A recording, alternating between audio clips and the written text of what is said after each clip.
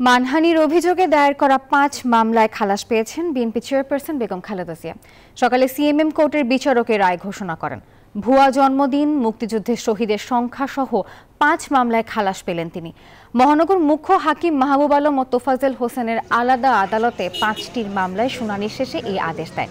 খালেদা জিয়ার আইনজীবী মাসুদ আহমেদ তালুকদার গণমাধ্যমে এই তথ্য জানান। এদিকে বিএনপি চেয়ারপারসনের বিরুদ্ধে দায়েরকৃত নাইকো দুর্নীতি মামলায় সাক্ষী না আসায় মামলার পরবর্তী শুনানি 8 সেপ্টেম্বর ধার্য করেছেন আদালত।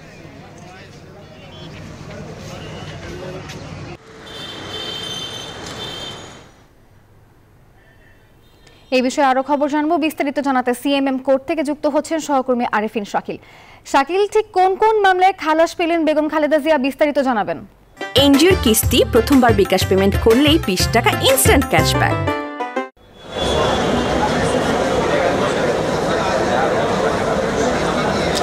ধন্যবাদ নাফিসা। মূলত 2015 সালের 21 ডিসেম্বর বিজয় দিবস উপলক্ষে রাজধানীর রমনা ইঞ্জিনিয়ারিং ইনস্টিটিউটে বিএনপি চেয়ারপারসন একটি বক্তব্য রেখেছিলেন। তিনি সেখানে বক্তব্য রেখেছিলেন শহীদের সংখ্যা নিয়ে এবং 30 লক্ষ শহীদের মুক্তিযুদ্ধে নিহত হয়েছে বলে যে প্রচার রয়েছে সেই জায়গায় নিয়ে তিনি প্রশ্ন তুলেছিলেন এবং বলা হচ্ছিল যে এই সংখ্যাটা কম বেশি হতে পারে। সেই সময় তার বিরুদ্ধে আসলে এই বক্তব্যের জেরে বেশ কয়েকটি জায়গা মামলা হয়, তার মধ্যে ঢাকায়ও বেশ কয়েকটি মামলা হয়েছে। এর মধ্যে 3টি মামলা আজকে তিনি খালাস পেয়েছেন। যদি সেই 3টি মামলার কথা বলি, সেই 3টি মামলা আওয়ামী লীগের কার্যনির্বাহী কমিটির সদস্য, সুপ্রিম কোর্ট আইনজীবী সমিতির সাবেক সম্পাদক মমতাজউদ্দিন মেহেদী এবং একই অভিযোগে এবি সিদ্দিকী, তারা মূলত এই একই অভিযোগে এখানে রাষ্ট্রদ্রোহ অভিযোগে বিএনপি চেয়ারপারসনের বিরুদ্ধে তখন মামলা করেন। এছাড়া দেশের বিভিন্ন জায়গায় আসলে মামলা হয়েছিল। আজকে মূলত এরকম 3টি মামলায় তিনি খালাস পেয়েছেন। এর বাহিরে তার 15 August BNP chairperson Begum Khaleda জিয়ার জন্মদিন পালন নিয়ে 2টি মামলা হয়েছিল।